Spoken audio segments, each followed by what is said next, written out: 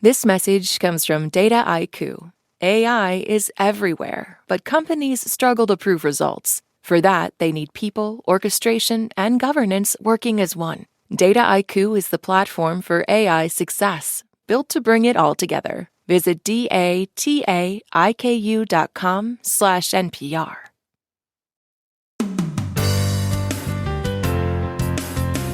From NPR and WBEZ Chicago, this is Wait, Don't Tell Me, the NPR News Quiz. I'm the only man still allowed to wear white after Memorial Day.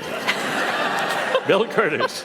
And here's your host at the Studebaker Theater in the Fine Arts Building in Chicago, Illinois, Peter Sagal. Thank you, Bill. Thank you, everybody. As you know, every summer has an official theme, so we're taking the week off to wait until this year's theme is announced so Bill and I don't get it wrong again. We were so embarrassed during Hot Girl Summer when Peter and I showed up as lukewarm boys.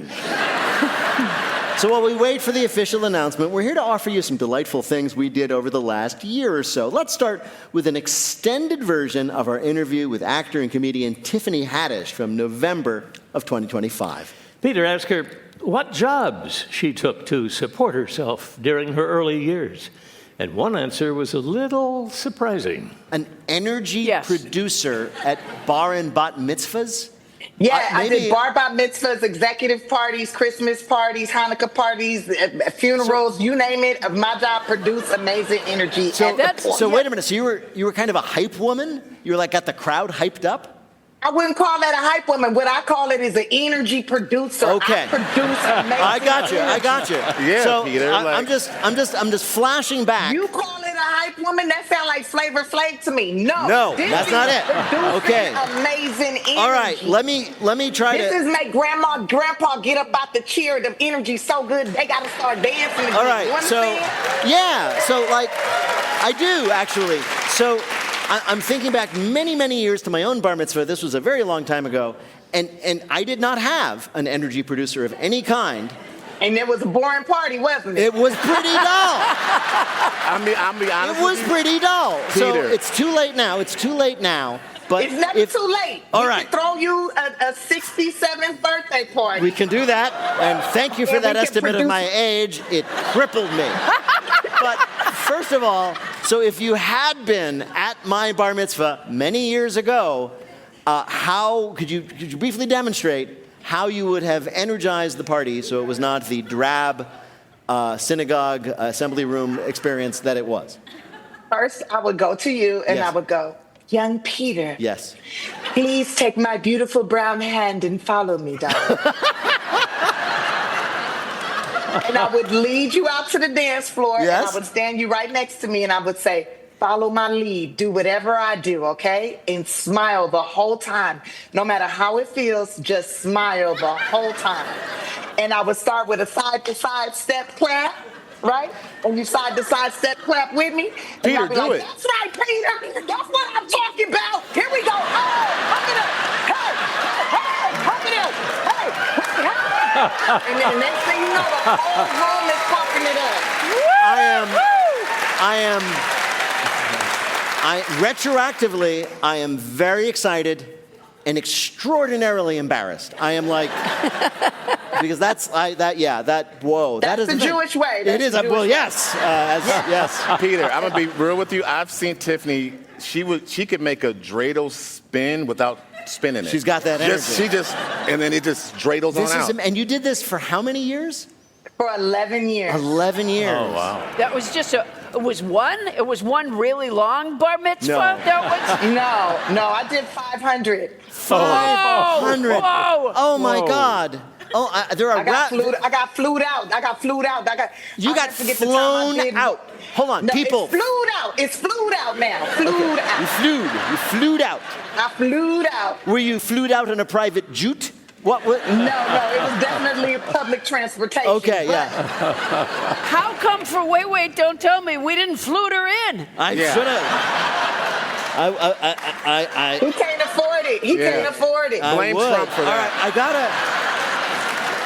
That's sadly true. But you recently had your own bat mitzvah, right? It was a few years ago. It was a few years ago. Who did you hire? Because you have convinced me of the usefulness of this. Did you hire your own energy producer for your bat mitzvah, or did you handle that yourself? I hired the same company that I used to work for. I hired them, and we brought in younger, more vibrant energy producers. and then like Billy Crystal did my Aaliyah. No kidding. Silverman's sister did she officiated my whole bat mitzvah. Susan Silverman, like it was the most beautiful. It was beautiful. I want to ask you, one of the things I also learned is that during your years of struggle, you still had ambitions. You knew, and you said sometimes in public that you were going to make it. You were going to be big. Now that, you became incredibly famous with Girls Trip and many stuff since then. What is the first thing you did when you started making real money? I bought a microscope. A microscope? Yeah, I bought a $359 microscope that took pictures of bacteria, and I could upload those bacteria to Google, and I could find out exactly what it is. To me, so in my mind, it was me developing my relationship with God and just seeing all the things He created. And did you know that some bacteria look just like people? Really?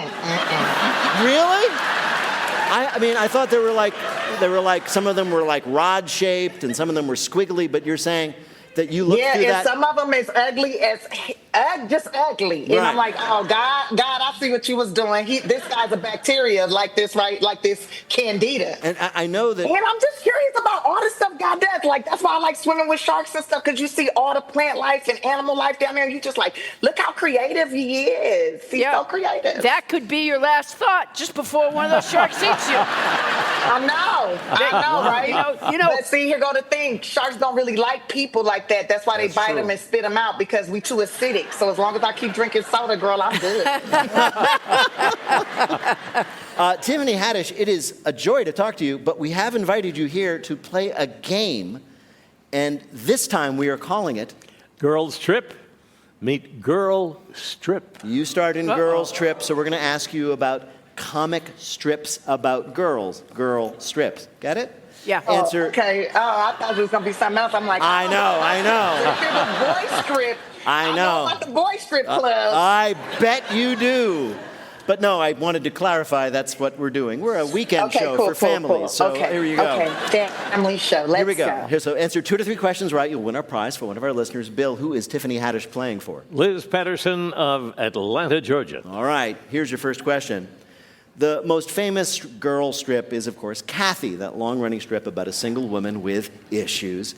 Kathy ended its run in 2010, but it left its mark on the comic strip industry. How? A, the strip in which she married her boyfriend Irving was so bad, the phrase marrying Irving now means ruining your comic strip forever. B, whenever a comic strip writer can't think of something for a character to say, they just say, ack, like Kathy did. Or C, the highest praise one comic artist can say to another is, I thought I was reading Kathy. 2. You're going to go for B, a comic strip writer can't think of anything for a character to say, they just say, ack. No, I'm afraid it was marrying Irving. Really? Marrying Irving, because people believe that completely ruined, that's like the comic strip equivalent of jumping the shark. Here's your next question. The Barbie doll was in part originally inspired by a German newspaper comic strip called Lily. Who was Lily, the character Lily? Was she A, the beautiful wife of an ugly bricklayer named Kenneth, B, a, quote, high-end call girl, or C, a beauty pageant winner who became a surgeon, an astronaut, and an Olympic gymnast? Well, I would like it to be C, but I feel like it's, especially when Barbie came out and all of that, and around the time, I would go with A. You're going to go with the beautiful wife of an ugly bricklayer? Wait. So what was the second one? The second one was that Lily, the character on whom Barbie was partially based, was a, quote, high-end call girl. High-end. More of an escort, if you Yes. Well, then I'll go with B. You're going to go with B. Because the way her makeup was and stuff, and she always had her boobs out. That's right. You have figured it out. That's what Lily was. So Lily was you got it right. Lily was a risque comic for adults in the 50s in Germany, and the company started making dolls of Lily, and the wife of one of the founders of Mattel was in Germany, saw one and said, hey, I can work with that. All right, here's your last question. The comic strip Little Orphan Annie ended its run in 2010. What was the adorable orphan's fate in the very last Little Orphan Annie comic strip? Was it A, she was being held captive by an Eastern European war criminal? B, she discovered her real parents were the Romanovs, making her heir to the Russian throne? Or C, she instantly aged the 90 years that had passed since the first strip and crumbled into dust? Like Thanos? Very much like Thanos, yes. Okay. What was A again? A again was that she was being held captive by an Eastern European war criminal. Then I'm going to go with she got kidnapped, and that's how they came with the movie Taken.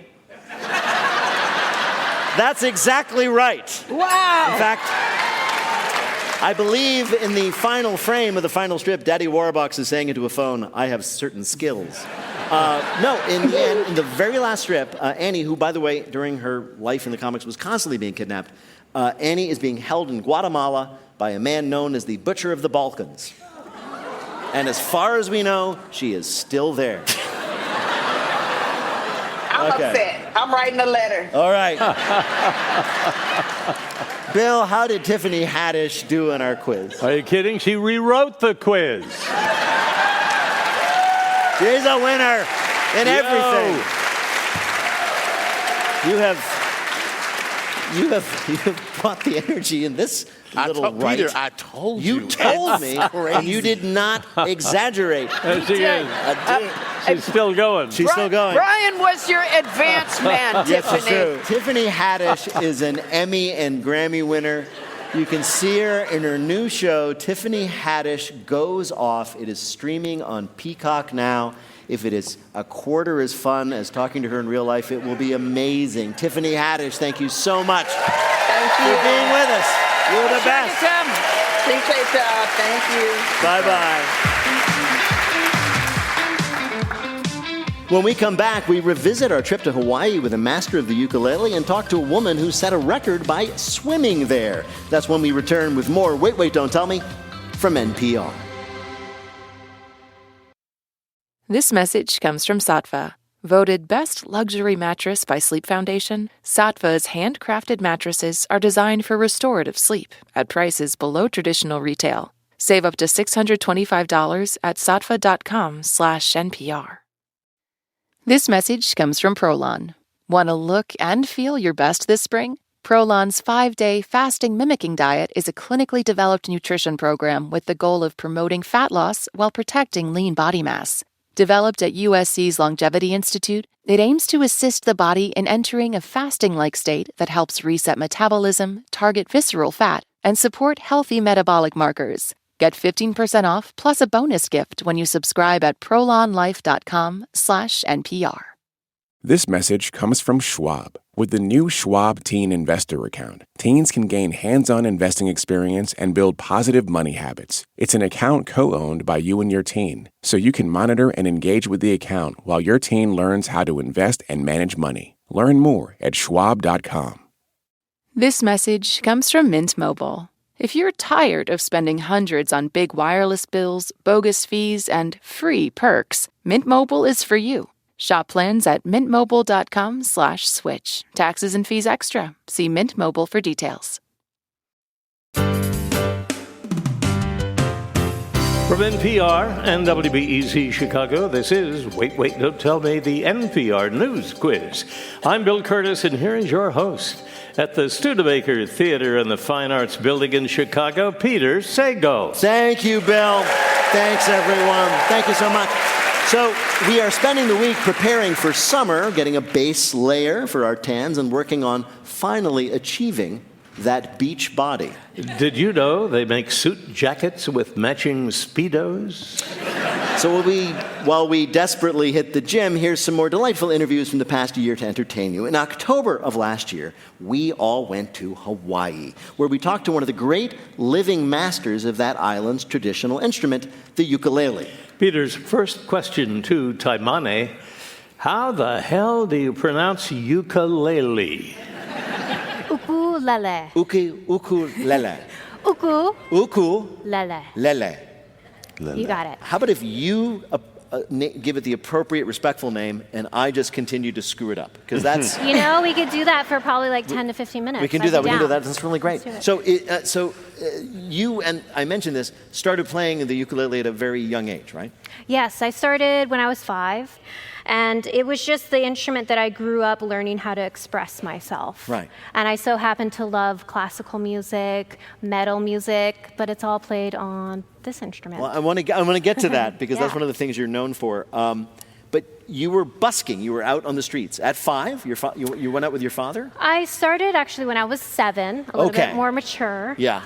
But that's a very reasonable age to send your child out onto the street to try to make money. Yes. Yes. I had a hard work ethic back in the day, and so I started playing on the streets of Kalakaua Avenue. Right. That's the big commercial district in Waikiki with all the big shops on it and restaurants, tourists walking up and down all night. Exactly. I loved it, and I kept doing it until the age of 13. Wow. And that's where one of the singers from the Don Ho show saw me playing, was on the streets of Waikiki. Yeah. And so I got to meet Uncle Don. I like to call him Uncle Don. Sure. I like to call him Uncle Don. Right? Uncle Don. Oh my and gosh. he really, he took me under his wing and, really showed me the ropes of how much it takes to put on a show. Right. And so I was with him for 5 years until his passing, and he really just introduced me to Waikiki, and then from there I started touring all over the world because the ukulele, everyone loves the ukulele. That's all over absolutely the world. true. That's absolutely true. So it is true that one of the things you've done is you've really expanded people's understanding of what a ukulele can do, and I was hoping you could kind of demonstrate, because you're known, for example, for some remarkable covers. You just put out a cover of Joni Mitchell's Big Yellow Taxi. I did. Right? Mm-hmm. And so is there like anything like people would not expect to hear somebody play really well on a ukulele that you love to play for them? Yes. I'm just going to go ahead and play it. Go ahead. And for those of you, yes. For those of you listening at home, this could be any of the panelists. You can't see this. Yeah. All right. Here we go.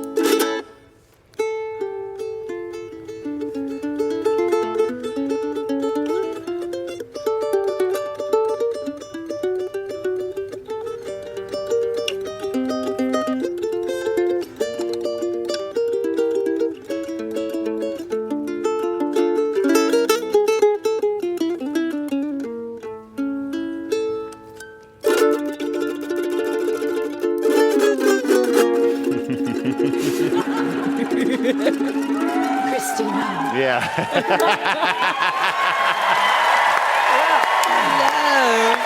Wow. That's amazing. I was a... Phantom? Yeah. I was a little bit rusty, but once I got going... I have a Really, little truly bit. I great thought you caller. were going to do like Smoke on the Water or something, but no. Can you do that? Hey. Yeah, exactly. Yeah. Yes, Stairway. Wow. Well, Taimane, we have asked you here to play a game we're calling Mini guitar meet mini golf. So, Okay. you like smaller instruments. We thought we'd ask you about the tiny version of golf, miniature golf. Answer 2 to 3 questions correctly, you'll win our prize for one of our listeners. Also, who is Taimane playing for? Jim Joplin of Lawton, Oklahoma. All right. All right, Oklahoma. And you know they just love the ukulele in Oklahoma. So here's your first question. Okay. Most historians agree that miniature golf was invented in Scotland in the 1860s for one very specific reason. What was it? A, it was made for women who weren't allowed to play real golf because it was considered improper for them to raise their arms above their shoulders. B, a local aristocrat said, love the game, but can we do without all that walking? Or C, so a notorious sports gambler could win a bet that he could finish a whole round of golf in half an hour. Oh, gosh. You know, I'm not much of a walker myself, so I would love to say B. Bees. Maybe not the vibe. No. That's not the vibe. It's not the vibe. Yeah. You know, there's other, you know, I'm just getting this feeling of A. A. It is A. Yes, it's A. Yeah. Thanks, you guys. Apparently, back in Victorian Scotland, you couldn't have ladies scandalizing society by showing their pits. When in doubt, go with misogyny. Exactly. Always. Got it. All right, that was very good. Now, back in the early days, mini golf courses used to be different than they are today. How so? Was it A, instead of mechanical obstacles like windmills, children were hired to leap onto the course and swat away your ball? B, instead of hitting your ball into the mouth of a fake clown in the last hole, you do it to a real clown? Or C, instead of turf, the surfaces were made of goat hair dyed green? You know, I just keep getting these feelings. These feelings. Where does it come? You know, the spirit of aloha. You know, I'm going to go with like the ocean, like the sea. The sea. Wise choice being Hawaii. Yes, it was C. Dyed goat hair was the surface of choice. This was before AstroTurf, of course. Last question. You can play thousands of mini golf courses around the world, including in some unusual places, like which of these? On the lip of a volcano in Stromboli, Italy, with real lava providing some of the obstacles. Oh. B, 400 feet underground in an abandoned Transylvanian salt mine. Or C, on the roof of the second tallest building in Dubai, where if your ball goes out of bounds, it really goes out of bounds. I'm going to go with B. You're going to go with the Transylvanian salt mine. You're right. It is called... Wow. It is called Salina Turda, and it's got a whole amusement park down there along with the mini golf. It's the most popular underground tourist attraction in the world. What's it called? Salina Turda. No smart remarks, Paula. Also, how did Taimane do on our quiz? She's got the vibes, 3 out of 3. Oh. There you go. Yeah. Taimane is a singer-songwriter and one of the world's most celebrated ukulele players. For tour dates, head to taimane.com/live. Taimane.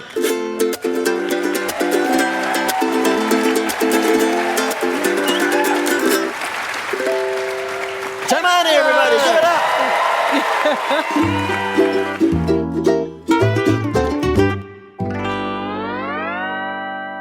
So when we went to Hawaii, we of course took a plane, but champion long-distance swimmer Becca Mann saved on baggage fees and swam there.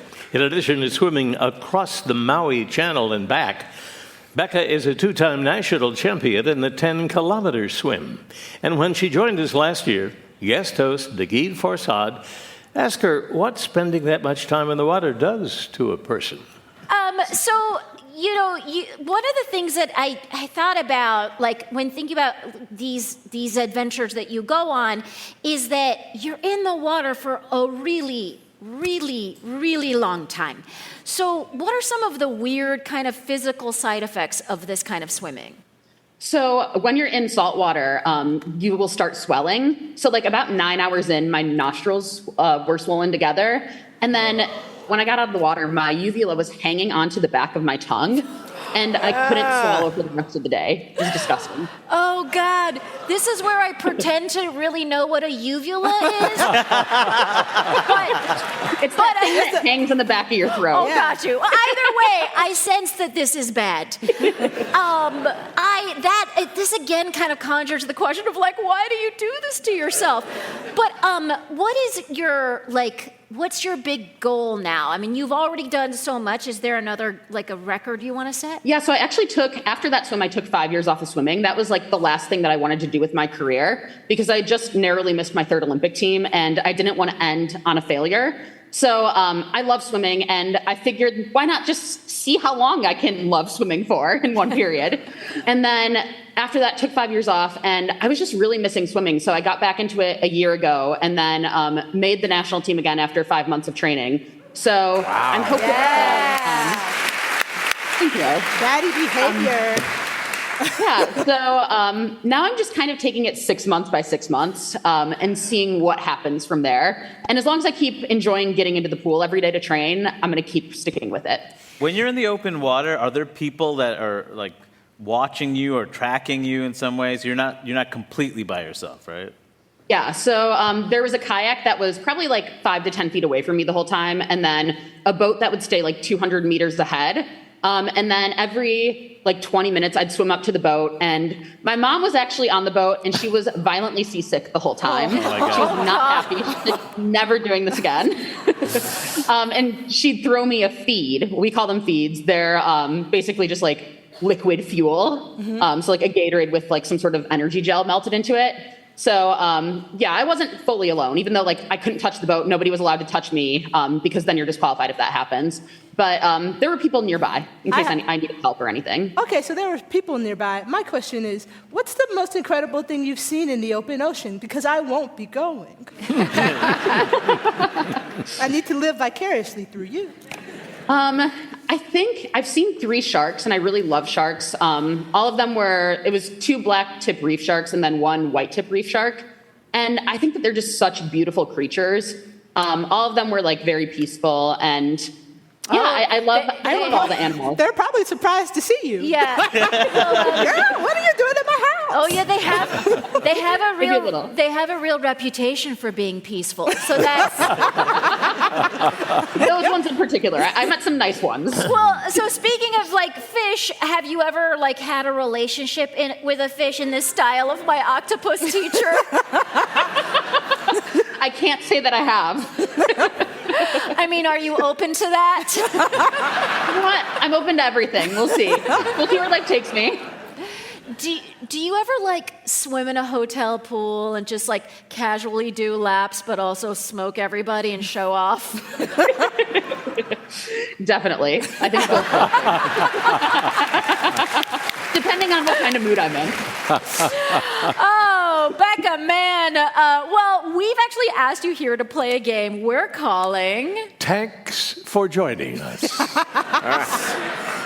So, you know all about... Oh, no is right. You know all about open water. So we're going to ask you about closed water, aquariums.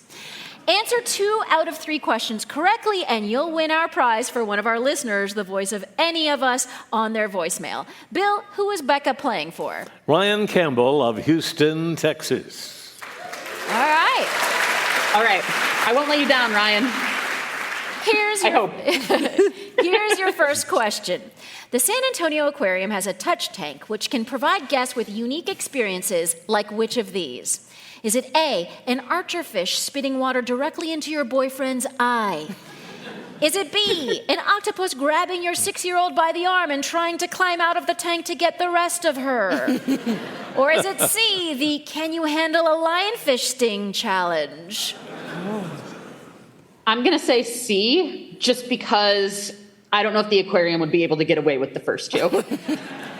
Oh, it is B. They got away with an octopus grabbing a kid.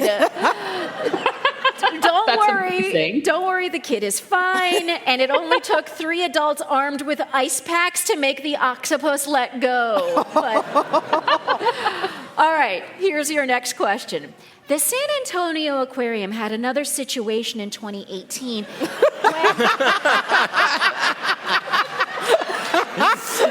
Oh, boy. when one of their sharks went missing. Fortunately, they were able to track it down quickly because security footage showed what? Was it A, one shark was hiding on the bottom of its tank while another shark buried it in the sand? Was it B, the shark jumping a barrier into the beluga whale tank where it was now playing with a whale like they were best friends? Or was it C, 2 people lifting the shark out of its tank, putting it in a baby stroller, and walking out of the aquarium? Okay, I feel like it could be any of these 3 things. Okay. C seems like it would be the most fun, so I'm going to go with C. You're right, it is C. Oh my God. I can't believe you got that. Police recovered the shark from the guy who wanted it for the, quote, extensive aquarium habitat in his garage. I really see a lot of myself in that guy. All right, here's your last question. According to a 2017 interview, when the sharks at one aquarium wouldn't mate, the staff solved the issue by doing what? Was it A, piping salt and peppers, push it into the enclosure on a loop? Was it B, putting jasmine oil into their water as an aphrodisiac? Or was it C, putting lipstick on the female shark? What's the audience thinking? A? Okay, I can't say no to that then. It has to be A. Oh my God, that's right! Push It is a cross-species sexy song. Wow. Bill, how did Becca do on our quiz? Well, she did swim a very long way. So we're going to call her a winner, 2 out of 3. Yeah. I think we should call the audience the true winner, though. Well, Becca Mann is a champion open water swimmer and a writer. Becca Mann, thank you so much for joining us on Wait, Don't Tell Me. Thank you for having me. This was so much fun.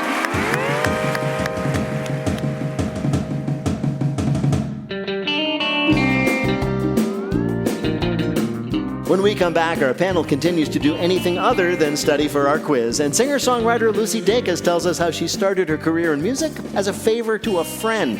That's when we come back with more Wait, Don't Tell Me from NPR. This message comes from Prolon. Want to look and feel your best this spring? Prolon's 5-day fasting mimicking diet is a clinically developed nutrition program with the goal of promoting fat loss while protecting lean body mass. Developed at USC's Longevity Institute, it aims to assist the body in entering a fasting-like state that helps reset metabolism, target visceral fat, and support healthy metabolic markers. Get 15% off plus a bonus gift when you subscribe at prolonlife.com/NPR. This message comes from Schwab. With the new Schwab Teen Investor Account, teens can gain hands-on investing experience and build positive money habits. It's an account co-owned by you and your teen, so you can monitor and engage with the account while your teen learns how to invest and manage money. Learn more at schwab.com. This message comes from Mint Mobile. If you're tired of spending hundreds on big wireless bills, bogus fees, and free perks, Mint Mobile is for you. Shop plans at mintmobile.com/switch. Taxes and fees extra. See Mint Mobile for details.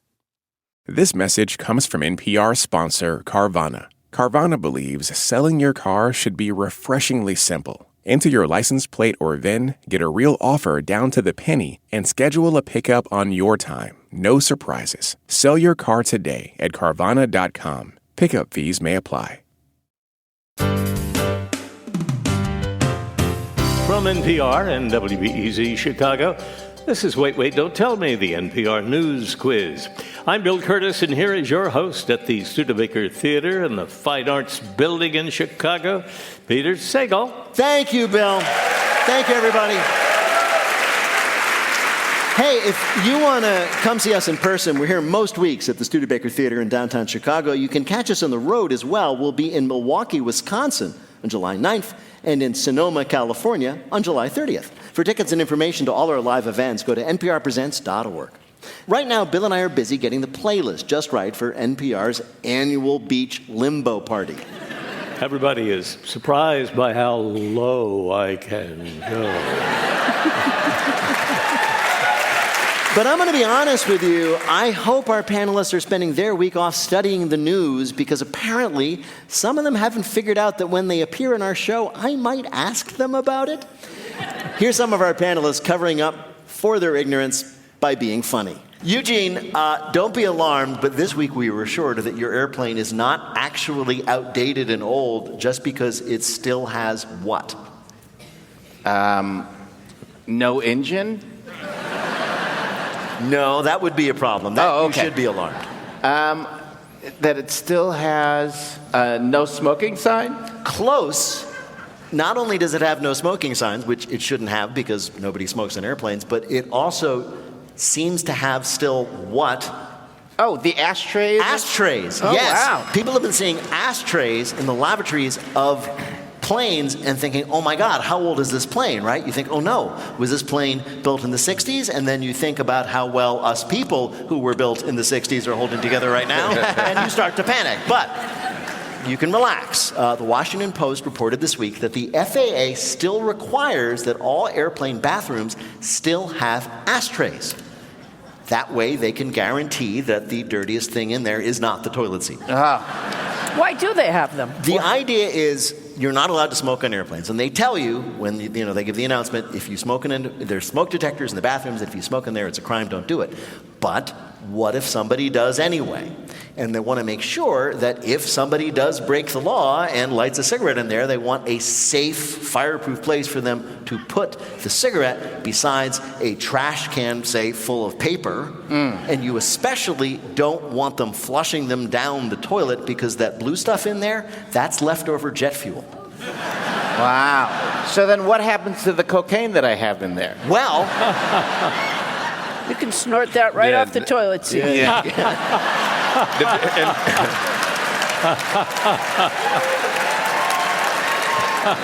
Also, people are upset. About a lot. It's true. Yeah. Actually, I wasn't even a question. People are upset. No, people are upset in Thailand after a parade there went by this museum full of priceless cultural artifacts. And then what happened? They broke in and stole. No. I'll give you a hint. We don't know why they routed the annual subwoofer celebration parade by the National Museum of Tippy Objects. Oh, wow. Yes. I grew up in the South, and dudes would have these woofers in their cars, and they drive by and they rattle every dish, every window in your house. And so they just rattled those artifacts and destroyed them. That's exactly what happened. The loud music from the parade shattered priceless artifacts. The parade celebrates this particular province's unique contributions to Thai culture, including Rod Hay, which is the relatively recent tradition of modifying cars and trucks with, yes, super powerful loudspeakers. Okay, bad enough, but why did the parade also follow those with floats filled with those sopranos singing so high they shattered glass? The noise was so loud it knocked several priceless pieces of historical pottery off their shelves onto the floor where they shattered. What's the problem? Now there are a bunch more objects and they're much more reasonably priced. Yeah, I was going to say, they were priceless before, now they have a price. Exactly. Now we know. Capitalism. 4 for $1. I think it's great. More destructive parades. I want to see like a Macy's Thanksgiving Day parade where a wind gust makes Snoopy take out the entire Metropolitan Museum. That, you know what? Something close. I used to have this picture that I got from a newspaper, and I had it on my notebook for the longest time. It was one time at the Macy's Day Parade, they had a underdog inflatable. Yeah. And he had like a menacing look, like his eyebrows were, and he was pointing, and a gust of wind caught it, and it went like towards people, and the people scattered. Sure. And it was such a great, so that's actually, it didn't destroy a museum, but I do feel it's a similar story, and that's why I told it. Yeah. Katie, according to the New York Times, contrary to the popular belief held by many pet owners, all dogs are what? The popular belief is that they're all lovely, so I would say me. What are you even asking me for, Tom? All dogs are destined for hell? I'll give you a hint. Maybe it'll narrow it down. These are the creatures that literally chase their own tails. So actually they're all really dumb? Yes, dumb. Hell yeah. I knew that. I knew that about my dog. Yeah, mine too. Mine's very dumb, and she's loud about it. Yeah. The New York Times wants you to know your dog is most likely not a genius. Which is weird, because they're always trying to get my dog to sign up for the Wordle. Opening word, grr. Josh. Yes. You have a pug. I do. Smart or dumb? Dumb. She's so dumb. We bought her a step so that she can hop up onto the couch because the couch cushion's kind of high. She sits on the step. And is like, come on, get me the rest of the way. I have a pug too. Is your pug smart? No. No. So dumb. So dumb. What does your dog smell like? Your pug smell like? She doesn't smell great. Mine has a very distinct smell. I want to know if this is just a pug thing. Is it because we've had moments of the Frito smell? Fritos. Yeah. Yes. That's all dogs, That's all I think. dogs. Yeah, my dog smells like Fritos, Fritos. too. Yeah. You smell like Fritos. You're like, this dog isn't that bright. And then you smell them and you're like, I just want to meet your face.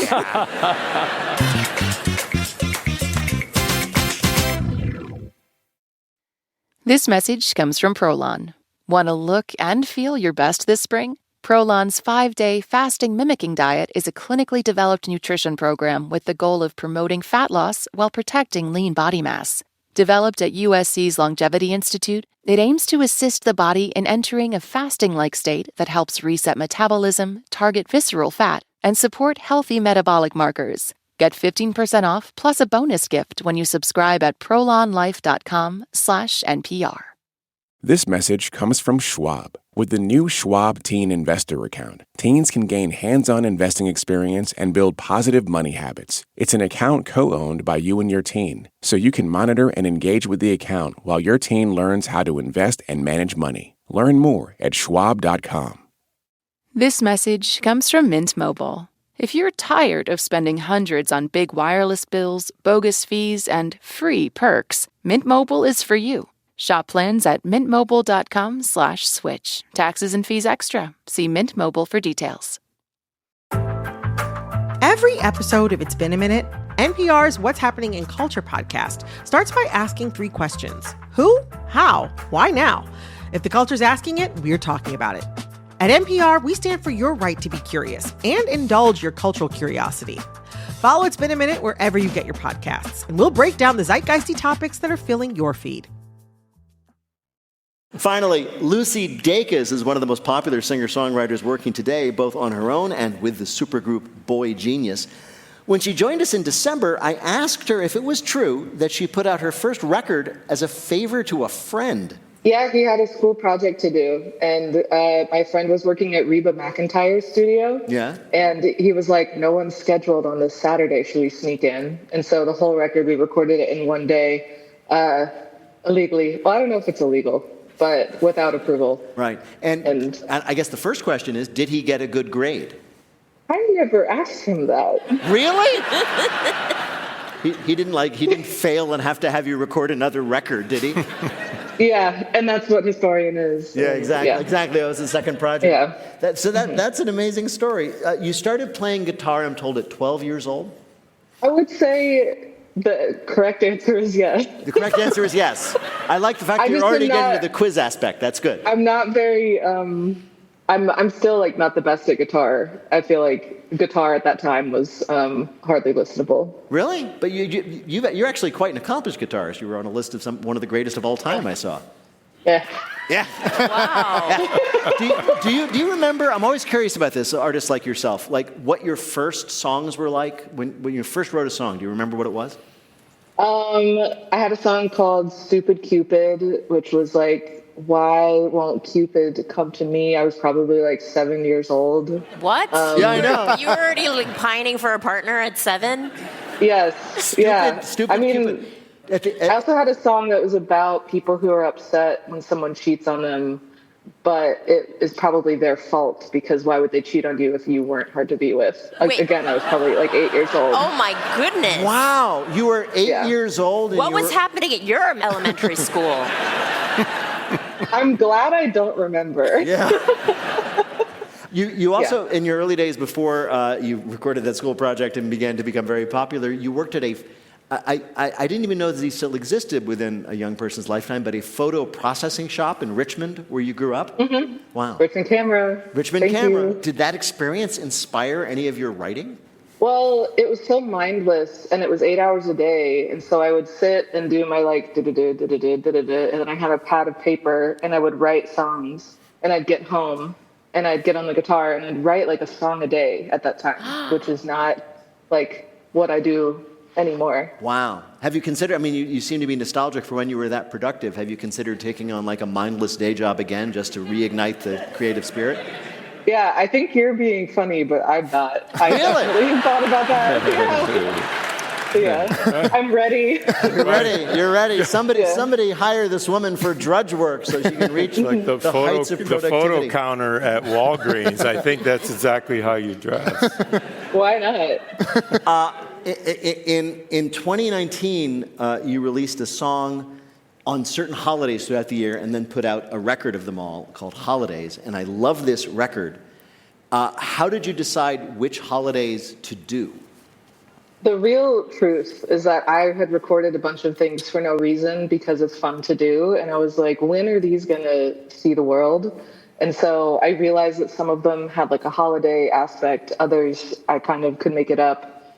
Like Dancing in the Dark, we just said that Bruce Springsteen's birthday is a holiday, which I stand by. Right. And then like In the Air Tonight, like that was kind of eerie, so we did it for Halloween. I also wanted to ask, as you say, one of the holidays, Bruce Springsteen's birthday, and you do think that's a holiday? You were a big fan, right?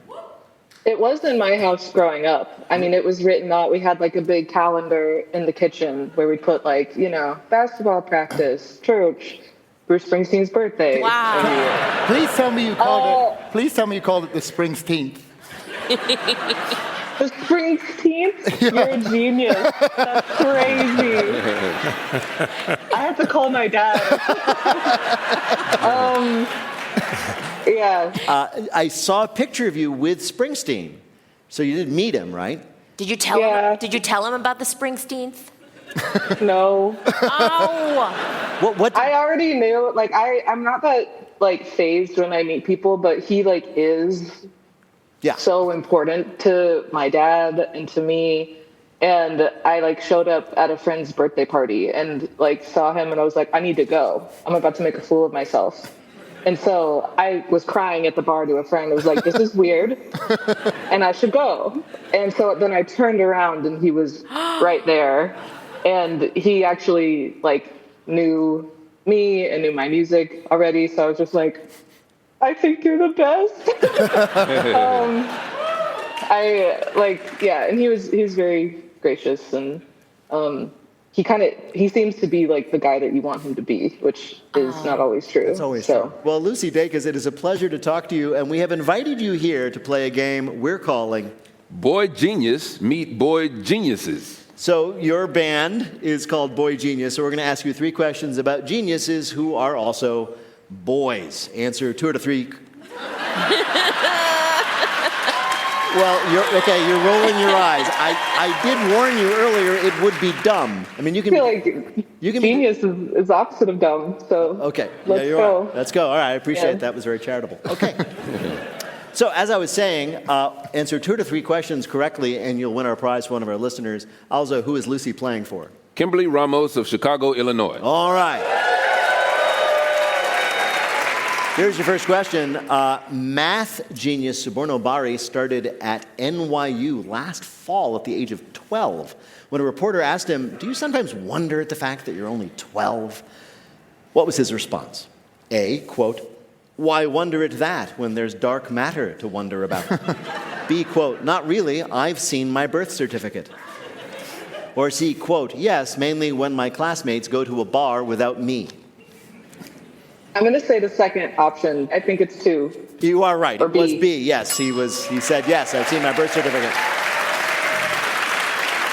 He is a math genius. He can count to 12. All right. Here's your next question. Doogie Howser was a fictional boy genius who, in the show, completed med school at the age of 14. But the actor who played him, Neil Patrick Harris, was not a medical prodigy. So how did he get through the scenes where he had to spout a lot of medical jargon while performing surgery? Was it A, he recorded each big word just one at a time, and then the editors would just cut away to the nurses a lot to make it sound like he was saying it all at once? B, he put a card with his lines written on them inside the surgical wound he was supposed to be operating on? Or C, the actor playing the patient on the operating table would whisper the lines to him, taking advantage of the fact you couldn't see his mouth under a oxygen mask? I'm going to say B because... You're going to say B. You're right. Yeah. It was... Yay! All right. Here is your last question. Get this right, you'll be perfect. Boy geniuses from around the country were once invited to participate in a game show called Our Little Genius, where prodigies answered nearly impossible questions in the pursuit of winning $500,000. But the show, though recorded, never aired. Why? A, the network had said, people already feel dumb watching game shows. Now we're going to make them feel dumber. B, the phone a friend feature failed when every single contestant asked, does my mom count? Or C, it was shut down when it was revealed the kids weren't actually geniuses. Producers were just feeding them the answers right before they filmed. I feel like we live in the world of C. We do, sadly. It is a fallen world that we live in, and you are correct. It was C. The whole thing was a scam. It was never broadcast. Also, how did Lucy do on our quiz? She did great. 3 out of 3. Well done. Great. Lucy Dacus is a singer-songwriter and 1/3 of the supergroup Boy Genius. Her new album, Forever Is a Feeling, is out now. Lucy Dacus, thank you so much for joining us on Wait, Wait, Don't Tell Me. Thank you for having me. It was a pleasure to talk to you. Take care. Likewise. Bye-bye. That's it for our Spring is the Best Time to Prepare for Summer edition. We'll be back next week with beautiful new tan lines. But first, let me tell you. Wait, Wait, Don't Tell Me is a production of NPR and WBEZ Chicago in association with Urgent Haircut Productions. Doug Berman, Benevolent Overlord. Philip Gotica writes our limericks. Our public address announcer is Paul Friedman. BJ Liederman composed our theme. Our program is produced by Jennifer Mills, Miles Droneboss, and Lillian King. Special thanks as always to Monica Hickey. Peter Gwynn is helping us get sunscreen in that hard-to-reach spot on our backs. Our visual host is Emma Choi. Our ops manager is Jasira Vardak. Technical direction is from Lorna White. Our CFO is Colin Miller. Our production manager is Robert Newhouse. Our senior producer is Ian Chillog. And the executive producer of Wait, Wait, Don't Tell Me, that's Mike Danforth. Thanks to everybody you heard on this week's show. That would be all our panelists, all our fabulous guests, our guest scorekeeper Alzo Slade, and guest host Nagin Farsad. And of course, Bill Curtis. And thanks to all of you for listening. I'm Peter Sagal, and we'll see you next week.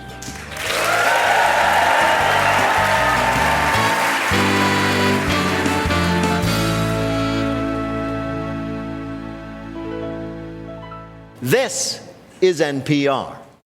This message comes from Grainger. For the ones who get it done, Grainger offers the professional-grade products you need to get the job done. With fast delivery and access to technical product experts ready to help you meet any challenge. Call, click Grainger.com, or just stop by. This message comes from ZipRecruiter. Finding great candidates to hire can be like trying to find a needle in a haystack, unless you use ZipRecruiter. ZipRecruiter doesn't depend on candidates finding you. It finds them for you. That's why 4 out of 5 employers who post a job on ZipRecruiter get a quality candidate within the first day. And right now, you can try ZipRecruiter for free at ZipRecruiter.com/zip. That's ZipRecruiter.com/ZIP.